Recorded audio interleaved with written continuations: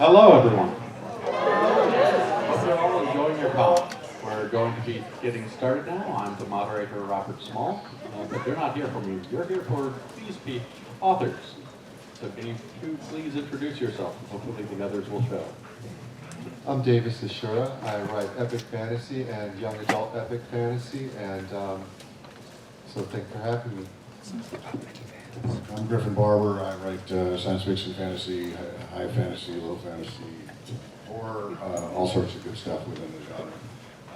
I come to most of everything I write has some kind of crime element or kind of a low, dark feel to it.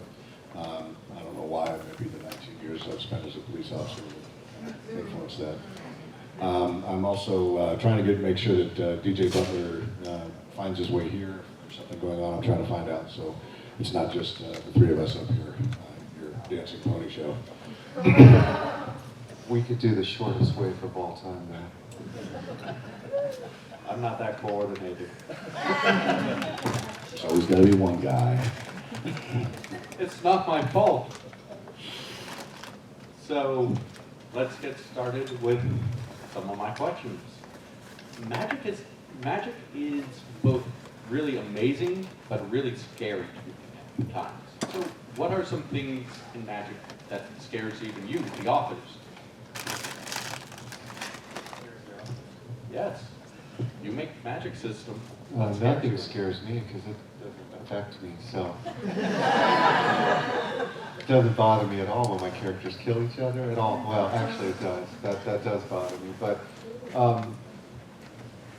I guess not the magic itself doesn't scare me. It's more making sure that it's coherent and that it fits the story and that it helps to drive what I'm trying to accomplish with the story, not necessarily just the whiz-bang of it all.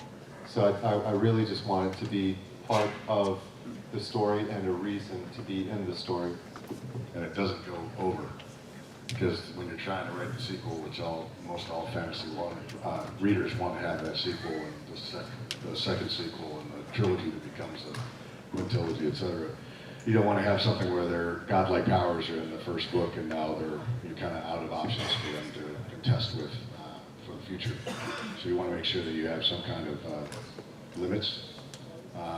But there's so many different types of ways to kind of go at it as far as the Tolkien kind of the lyrical magic, but it doesn't really make sense, a lot of it. Which I kind of like because it's not a system. A system would imply science. So it's kind of interesting to me that when we talk about these things, we talk about systems and that kind of thing. But I think also that you're absolutely right about how far do you go with the particular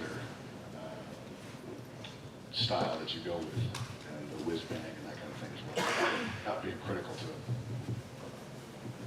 it. Okay, thank you. That's some insight. I was expecting mind control. That scares me. So, magic, religion, and culture throughout our history in this world all tend to go together in some way, shape, or form. Do you use either of those two along with your magic to help inform each other? The short answer is yes. So the epic fantasy series that I wrote, The Cast and the Outcast, is set on a world where the apocalypse happened 2,000 years ago, and it's still happening, and it was instigated by a goddess who seems to have paranoid schizophrenia. So yeah, that goddess came about on a drive through India that I was having with my sister, and she's a psychiatrist, MD psychiatrist, and so I was trying to pick her brain, like, how can I make this goddess evil but not realize she's evil and have intentions that she thinks are absolutely pure? But in terms of the magic that the people have, and in terms of how that plays into religion, the reason it's called The Cast and the Outcast is because it's also drawn from some traditions in India of having the caste system that segregates people, and it's actually even harsher than India's caste system, where India's caste system, you just you can't change your caste, you can't marry outside of your caste, or at least that was the traditions. And so what I thought was, what if these castes were so rigid that their magic is actually different from one caste to the other, and the magic that they have determines the type of careers, for lack of a better term, that they can have. Like, what if one of them is really good at music and farming? What if one of them is just really good at improving their bodies and making themselves warriors? So that all was something that came from God, and so yeah, it was completely tied into religion and also culture. So I'm just telling one of the panelists that, we're here. I'll have him answer both questions when he gets here. So, there's first off, the alternate history novel that I wrote is set in India, so you're going to get to talk. Yeah. That is 1636 Mission to Bhuval is part of the 1632 universe with Eric Flynn. And one of the things that went on in my actual historical research of that was Dara Shikoh, one of the sons of Shah Jahan that built the Taj Mahal. He was a firm believer in magic, and when he was tasked with retaking one of the fortresses at the far end of Khyber Pass in Afghanistan, modern-day Afghanistan, he paid an extraordinary amount of money to a bunch of magicians to get him the castle and the fortress. And there were something like 4 or 5 people sacrificed, and a great many livestock and ceremony that went on with that. So it's fascinating that we can draw on so many different cultures to engage in our magic systems, as it were, but also just to try and, we've always been reaching for the unexplained and how to explain it. So trying to systematize magic as well is always kind of a fascinating exercise as well. No, and his younger brother was unimpressed and had him executed later on when he took the throne, when his father was sick, Shah Jahan. And the legend is that Shah Jahan's last view was of the Taj Mahal from Agra Fort across the river. And Aurangzeb was unimpressed with his brother's magicians. James, do not get any idea. Aurangzeb was pretty much unimpressed with anything that wasn't a little bit hardcore, yeah. Including music, he totally was not a fan of the tunes. So now that we've had a human sacrifice, what about rituals? Do you like using them? Do you find them tropish or antiquated? Or do you really just want to see pain and suffering on humans? Are you talking about in the use of magic? Yes, use of magic or the beliefs around it. So I don't have any kind of rituals that are required before a person uses magic. It's very internal to who they are, so it's natural. And also, Catherine Kurtz, if anyone knows who she is or has read her books, yeah, right? So her rituals for the Durrani, and I may be mispronouncing that, but I grew up reading those books, and they intimidated the hell out of me. And there was no way I was going to try to reach that level because I couldn't. So I was like, screw it, I'm just going to do it where it's easy. They just focus on the inside, and bam, it's ready. So I like ritual, especially if it has the traditional tie into the culture. So if that ritual signifies important things in that culture, you can convey a lot of information via your person casting a spell. So you can give to the perceptive reader, which most of our science fiction and fantasy fans are, you'll give them a bunch more information than they would have otherwise gotten, or that you would have had to info dumped on them if you were to try and do it any other way.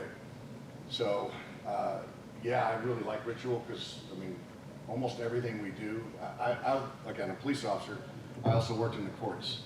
And just about everything about the courts is a psychological exercise in disciplining the people that come before the court to make them feel as if this person is qualified to sit in judgment of me. From the position of the magistrate's desk and the way you address them, all of those.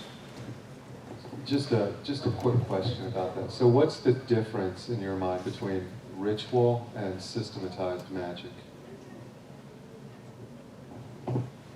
So ritual would be the contextualization of your magic. So the individual may not need to do the ritual to actually make it happen, but that is how they were either taught, or that was how they were taught to actually make magic themselves, or to summon the powers that they're using to make that magic, whether that be a divine power or a demon, devil, whatever.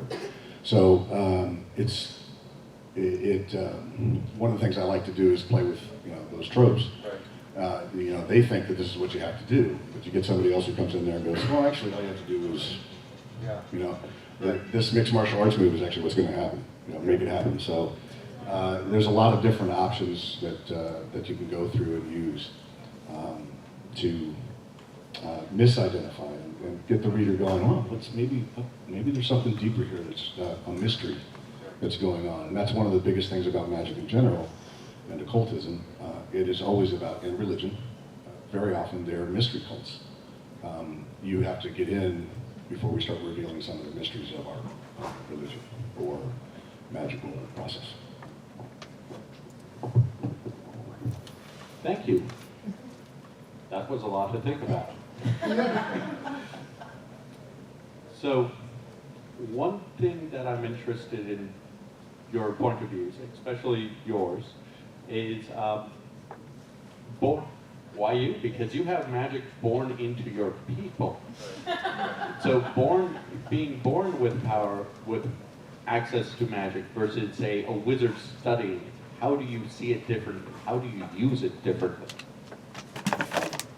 So they are born with the potential for what they can do. They still have to train themselves, and like all training, some people are better at training than other people. Some people just have a natural gift for that, better than other people. So you still have to earn what you want. You're not just gifted everything. So that's something I kind of wanted to make sure that every character in my book, they earn what they have, rather than they're just gifted with their glorious powers. So, A Goddess in Red is a short story I wrote.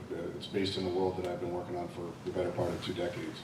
It's in Noir Fatale, and I have people that are born with magic, and they're called talented.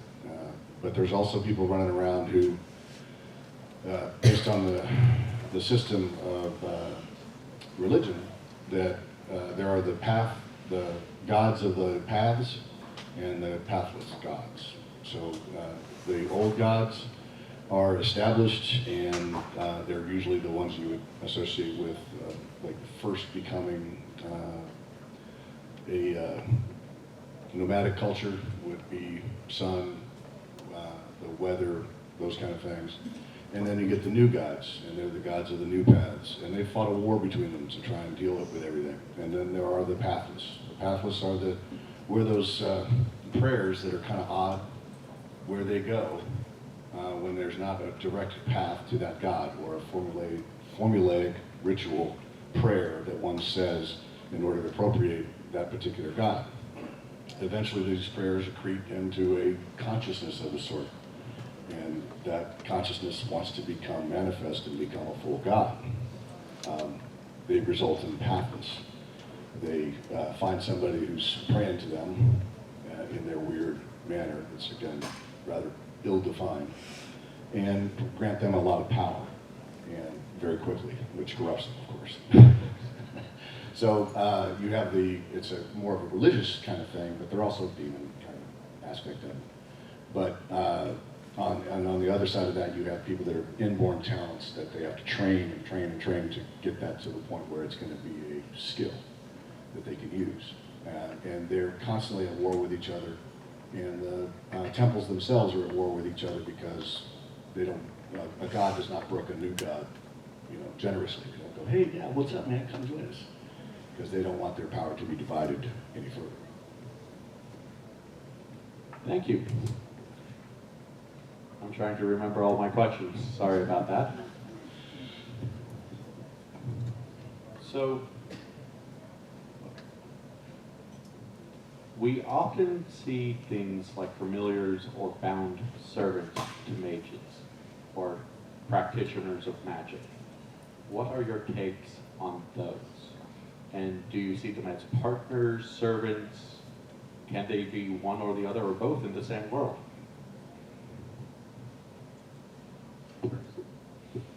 We could switch it up and have them go first. I love just saying the word homunculus. That is a wonderful word. I just love saying. I really like it if it fits your story and what you're trying to write or what you're into. Then it's always cool to have that other entity that is able to kind of give commentary on what's on the action. You know, that's a little bit of an alien perspective. You know, just something as basic as Sabrina the Teenage Witch with the cat. It's just kind of like, really? It frequently gives commentary on the activities of the sorcerers or witches or whatever it may be. Yeah, I guess that's like the straight person Yep. to the wizard or witch. I think it depends on what you're trying to accomplish as far as, do you need a familiar? Do you want a familiar? I don't really have familiars. I think they're cool. I just don't necessarily use them, except for bonded creatures that, if they are bonded, it's a voluntary bonding. It's not like they're involuntarily bound, although that can happen, I'm sure, if I wanted to write that. I guess it just depends on what you want to say with those familiars, and how they respond to becoming a familiar. I want them sentient, and I want them to have their own wants and desires. If I was to really incorporate it that way, that's what I would want to do, is really explore what do they want, not just how do they react to the main character. And that would be an excellent way to, like, the sequel. You know, as you go on, you have other ways of telling the story. So maybe in the first one, yeah, it seems like this is just the secondary character who's, you know, as you said, the straight person, for the humor or whatever it may be, or the explanation. So you can actually use them as a primary character in the next book, or more primary character. I'm trying to think, somebody did that, and I'm trying to remember who it is. I'm drawing a blank. But yeah, looks like we have maybe some questions out of the audience. Yes, we'll go ahead and move to that. Take the pressure off our moderator.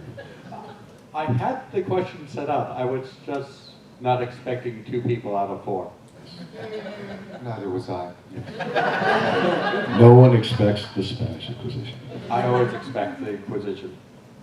Can you talk a little bit about what major magic systems different and what traditional magic systems are, like what kind of things that you want to emphasize or to bring out that's not like the normal magic system? Well, I mean, just from listening to what he said, I'm going to say that he's got a good grip on his society and how that kind of formulates how they approach magic and how that magic informs and approaches the society. And that's always huge, because oftentimes people just kind of like, oh, just drop it in there. It doesn't work that way, man. You got to figure out how to work through it. In my particular one, I don't think there's a whole lot of people running around with where the gods are kind of constrained and yet still such a big part of the world. One of the things about my study of both medieval and some other cultures, medieval European and other cultures, is that, you know, the gods were there. People were like certain that the gods were there. That's why they went to war when the Christians decided they were going to, you know, stamp out their religion. They're like, no, man, the gods are real. They need defending. So incorporating that and that magic into the system, but where it's not like, you know, we think of one God all powerful, because that's the Christian Western kind of way to work it. But that's not the case for somebody that was in the, say, Norse folks. It was, yeah, there's one All-Father, but these other guys, they got arenas where they're really good. And he will not contest them. He will trick them. He will manipulate them into doing something. So when it comes to systems, you really need to know your culture, I think, that you're setting it in, whether that be, Norse, African, whatever it is you want to do, or it's a mix, because, conflict is awesome for making stories. Conflict is the key to making good stories, I believe. I always wanted to know how Brandon Sanderson comes up with his magic systems, because they're so intricate, right? I mean, I think most of us have read something of what he's written. But I always wanted to know, like, what came first? Was it the magic system or the characters? So for me, it's always been the characters. I know who the characters are and what they want to do. And then the magic system is built off of that. In terms of your specific question, what differentiates my magic system, I'm not sure I know how to answer that question, because the cool thing about 2019 is that we've been lucky enough to have 40-some years of massive geekness permeate every level of our culture. And I don't know if there's anything new under the sun anymore, And now it's just, we're just mixing and matching and making some cool stuff, and that's great. I don't think you need to try to be original anymore. It's just, go for what you want to do and make it your own.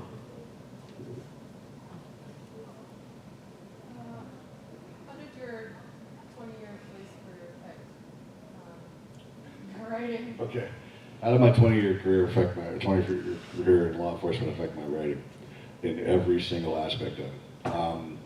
First off, I write action pretty damn well, because that's what I do when I write a police report. I'm defining my actions and the actions of whoever it is I'm writing about, as well as suspect and victim. So that's a big aspect of it. And the other thing is that when you have saved a life, when you've watched somebody die, you tend to be wondering why. And writing allows me to explore that. It allows me to explore that in a way that I don't think a lot of other people are able to explore. Not that it's better or anything else like that, it's just different. Also, I lived overseas quite a bit, and I had a distinct appreciation for cultures and that kind of thing. And one of the things, when you're working in a different neighborhood, and you look differently than that neighborhood does, and that neighborhood thinks something of you based on your appearance that is absolutely wrong, but there is no way to correct that opinion except through each individual interaction every time. So I think that's how it kind of informs me. And the coolest thing about writing, Stephen King talks about it being telepathy, and it is. It's timeless telepathy. You can put that book down and somebody can pick it up later and then go, wow, this guy had some really whacked out thoughts. But I can, perhaps change some opinions and make people walk in some different shoes. And I think that has value. I lived 6 years in Switzerland. I lived a year not overseas in Canada. I also lived in Spain when I was young. And the fantasy novels that I'm working on, and the short story that's out there that got us in red, is based in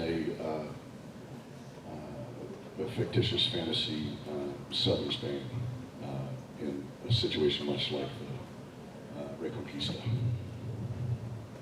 I actually saw the girl raise her hand.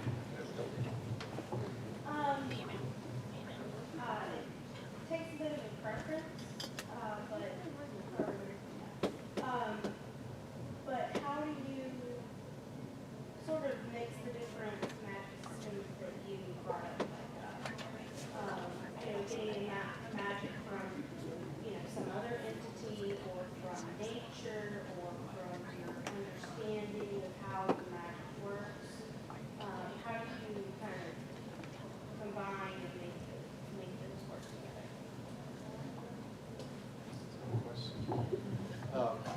So the first series, the magic is very natural. It's no different than walking, talking. You have to learn to do all those things, but it's a part of who they are. So that was kind of easy. It was just a matter of making sure that I did step on a different cast's toes by giving them, powers that would make them obscenely powerful. So my first series was an epic fantasy series. My second series was set on Earth in the 1980s. It was a young adult urban fantasy that transitioned into a portal fantasy and then became an epic fantasy. And it was actually tied into my first series, which is odd because my first series takes place on a different world. So it's like, yeah, that was kind of neat to try to tie all that together and keep all the timing correct. The second series, wow, I kind of was watching Avatar. The Last Airbender. The Last Airbender, not the Yes. movies, and not the blue people. But you know, they've got they got the four elements, and those are classic. It's not like Avatar made those up. That's just old as Buddhism, really. And what's that? Yeah, or probably even older than Buddhism. But I love that notion of those elements, but also something else, spirit, and everybody can sort of use parts of it. It's not like you're just a firebender or an earthbender. You are a mix of everything. And so I just wanted to. I already write mostly about people that don't look white. They're either Indian in appearance, or in my Which runs a gamut too. I mean, if you're from Gujarat. So if you look at India, I mean, obviously there's Oriental Indians, there's very dark skinned Indians who are very short. They look like my cast though, so there you have it. But the other series that I write, the characters look like my kids. My wife is white, so I wanted some mixed race kids in there. And so that was sort of the impetus of having the magic system be all mixed up, is because my kids are. So there you have it. Plus, it's cool. Yeah, it is cool too. So, and my approach to it was that the religious stuff, they can have, those that are worshiping the old gods are constrained by the past. So the magic is kind of a trickle-down, slow affecting, but pretty major effect, but it's not immediately noticeable, which is part of the reason why the old gods are the old gods and not the new gods. But the new gods are the gods of like wine and song, because that came after civilization as far as the wine. And they're able to do some kind of creative stuff that not everybody's aware of because they're the new gods. And then you have the people that have the talent, they have the inborn magical ability, but they have to train it. And it is an elemental system. And people have different specialties, but they're able to do most of it. My character is taking it beyond that, and one of the best ways to explain any culture or magic is to have the heretic. And my character is a necromancer. And she done wrong for many, many generations, and they've tried to murder her. The witch hunters have caught her. They've tried to kill her. And yeah, they can, the heretic is an excellent way to explain why things are all messed up. And why things are the way they are. And in this particular case, she was put at the bottom of a lake, chained up, because they couldn't kill her. So they just dropped her in the bottom of a lake. And everybody forgot about her for about an age. And then some other necromancer was like, hey, I'm going to raise you up. So she, of course, murders them. But she has to figure out what this new age is like. And so there you have like the basic, I have to be introduced, the walker abroad, I have to be introduced to the society. And magic is not going as well as it used to. The select program that they're in is not as good as it used to be for folks. So it's very impressive. So I'm going to go with that guy in gray right there. So kind of bouncing off the previous question, you mentioned running a sense, which is one of the most intricate and complex magic systems that are out there. Can you guys talk a little bit about what level of complexity you guys have been running in, and if you think there's something optimal level of complexity for writers? I think that's a very individualized assessment. So Brandon Sanderson obviously loves those detailed magic systems, and he has the mind to create them. And then the question is, if you don't have the mind to create that kind of magic system. I mean, it's no different than like, you know, I want to be engineer. Are you good at math? If you're not going to be a good engineer, right? And it's as simple as that. If you don't have the mind to create that kind of magic system, that like Brandon Sanderson can, does that mean you can't be a good fantasy writer? I'd say no. I mean, Ursula K. Le Guin didn't have anything like what Brandon Sanderson includes, yet she is definitely one of the top fantasy writers we've ever had. And, you know, so I would say that the answer to your question is it depends on what the reader wants, but also what the author can and wants to do. It's also like, it's very much like teaching. You can have all this knowledge in your head, but can you communicate it to your readers in a manner in which they like, wow, this is cool, as opposed to, oh, he's just telling me again. And also, is it a story, or are you just creating a draft manual on how to do magic? Yeah, or a D&D, you know, splat book. So. Okay, you get to go. So we covered a lot about magicians. What about the people who don't do that? Yeah. How do they keep the magicians in check so that they're not necessarily just running everything? Or what's life under for them if the magicians are running everything? So I have the way I worked around that was there is a bloodline of nobles. Their magic is to, if you swear an oath to me, I own you, and you own me, and I can communicate to you through that oath bond, and it's tied closely to what the necromancer uses to fuel herself, basically your soul. Because you know, one of the things that, again, being in the courts, I solemnly swear, or I solemnly state now in most states here in the U.S., that I will truly and, you know, accurately convey all the information that I have as a witness. So, but you know, when you look at that and you go, you know, if you go back a few centuries, that was like, wow, I am solemnly giving my oath that I'm gonna burn in hell if I give the wrong information or false information before the magistrate, who is higher up than me, so I have to look up at him. And then beyond that, you know, it takes time, effort, and a degree of skill to enact any of these rituals or magic in my particular world, which means that, you know, a swift stroke of the sword, or if you're not a necromancer, anyway, a swift stroke of a sword or a arrow or anything like that can end you like that. So magic is not necessarily easy for anybody in my particular method of handling it. Is your question, how do you place limits on magicians? Well, you have a segment of the population which can't throw fireballs. Right. So that's got to influence culture. Right. So what's the culture like for those people? Is it oppressive? Are there laws put in place to prevent people from You're gonna hate my answer, because it's gonna be, it depends. So, and again, the reason I'm saying it depends is, again, because it does depend. What is the author